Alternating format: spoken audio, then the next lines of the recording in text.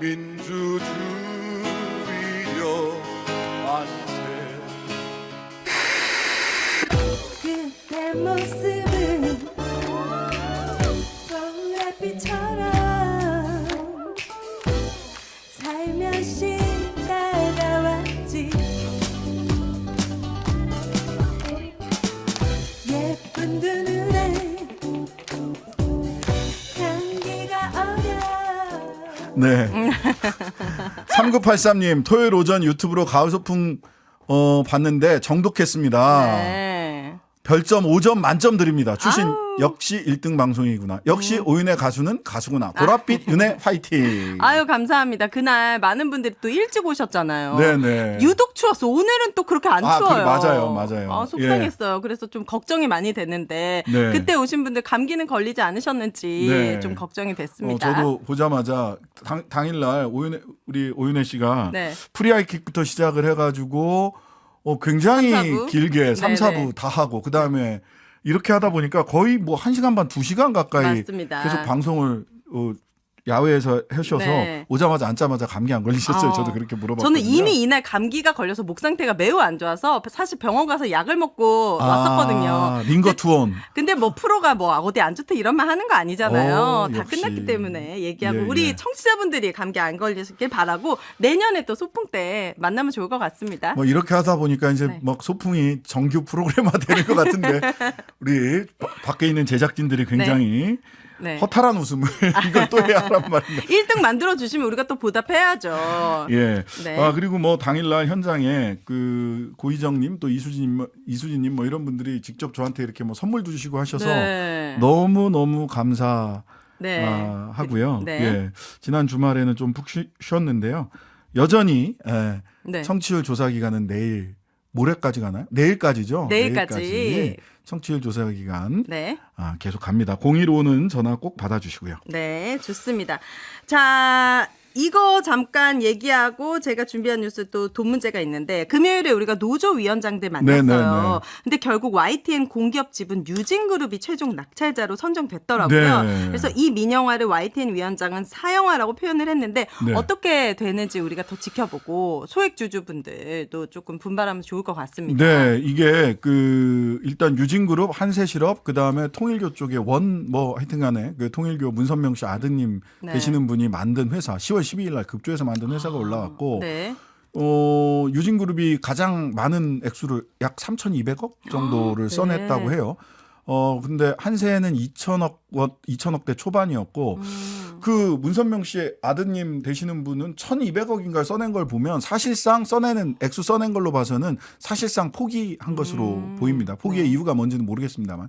다만 이제 유진그룹이 언론과 관련해서는 사실은 군대 건빵 납품하는 걸로부터 시작을 해가지고 건설회사하고 그다음에 유진투자증권이라고 증권회사하고 네. 그러고 여기로 왔어요. 그래서 소위 언론과 미디어 관련된 사업은 사업 영향이 지금까지 없었습니다. 더군다나 YTN은 그냥 언론이 아니라 준공영방송이라고 하는 뉴스 전문 채널이에요. 뉴스 전문 채널로서의 자기 사명이 있습니다. 네. 사회적 역할이 있고 이런 것들을 어떻게 유진기업이 지금은 이제 돈 써내는 것만 가지고 결정을 네. 한 건데 어떻게 그러한 준공영방송 YTN으로서의 사명을 할 수 있을 것이냐.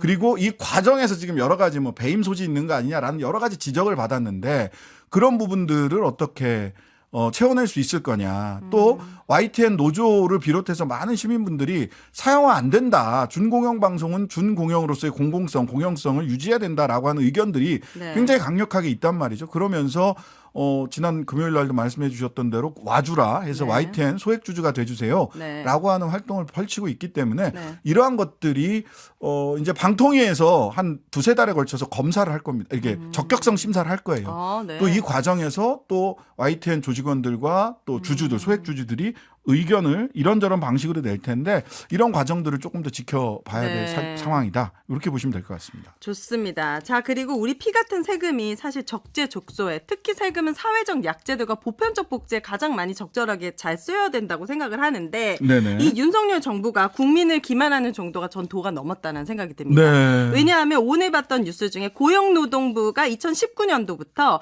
중증장애인들에게 동료 지원 사업가라는 곳에 예산을 배포해가지고 여기에 같은 장애인분들에게 상담을 해주고 정보를 제공해주고 스스로 돕기 네, 등의 네. 프로젝트를 제공하는 사업을 했었어요. 맞습니다. 지금 현재 187명의 중증 장애인들이 사업을 이어가고 있는데 내년 예산을 전액 삭감을 한 전액 거예요. 삭감했습니다. 이거 관련해서는 저희들이 4.16 재단 상임이사인 박래군 소장님 계실 때 네. 그래서 이렇게 직접 현장에 가서 이렇게 그 발달 장애인들이 네. 집회 시위도 하고 그랬거든요. 네. 그때 당사자 분하고도 네. 얘기를 했었는데 이거 그냥 100% 삭감해 버렸어요. 그리고 이 돈이 도대체 얼마나 커서 우리 사회에 무리를 줘서 이렇게 삭감했냐 봤는데 23억 원입니다. 예, 그렇게 큰 돈이 아니에요. 맞습니다. 이 23억 원을 이뤄내는 중증 장애인분들의 생활이 엄청 더 많은 부분에 이게 도움이 그냥 되는데. 중증 장애인들이 아니라 발달 장애인들이 다수예요. 발달 네. 장애인들이 직접 다른 발달 장애인들을 그러니까요. 도와주는 거예요. 다른 네. 중증 장애인이 중증 장애인을 도와주는 거라서 네. 이분들한테는 내가 직업을 가져서 나의 노동으로 급여가 소액이지만 들어온다. 그리고 내가 다른 동료 장애인들을 돕는다라고 하는 이 네. 자부심과 내가 사회에 쓸모 있는 사람이구나라고 하는 자긍심 맞아요. 자체가 굉장히 중요했던 겁니다. 23억 원으로 낼 수 없는 효과를 내고 있는데 이걸 전액 맞습니다. 삭감했습니다. 예. 더불어 국공립 예산이 작년도에도 이미 국공립 어린이집 어린이집 예산입니다. 예. 이미 작년에 올해 이미 19%가 삭감이 됐더만요. 네. 근데 내년에 여기서 추가로 15%가 삭감이 됐어요. 총 75억 원이 삭감이 됐는데 사실 해외 순방비 329억 원 더 추가했죠. 프레스 홍보비로 88억 원이 추가가 됐어요.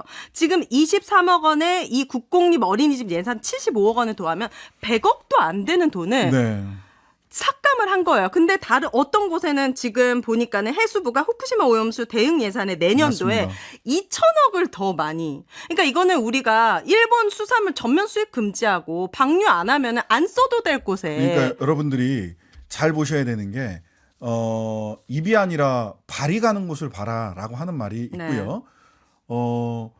결국 그 정권의 그 정부의 철학과 가치 무엇을 중요시 여기느냐는 네. 말이 아니라 네. 홍보 동영상이 아니라 예산이 어디에 가 있는가를 보셔야 되는 겁니다. 당연하죠. 예.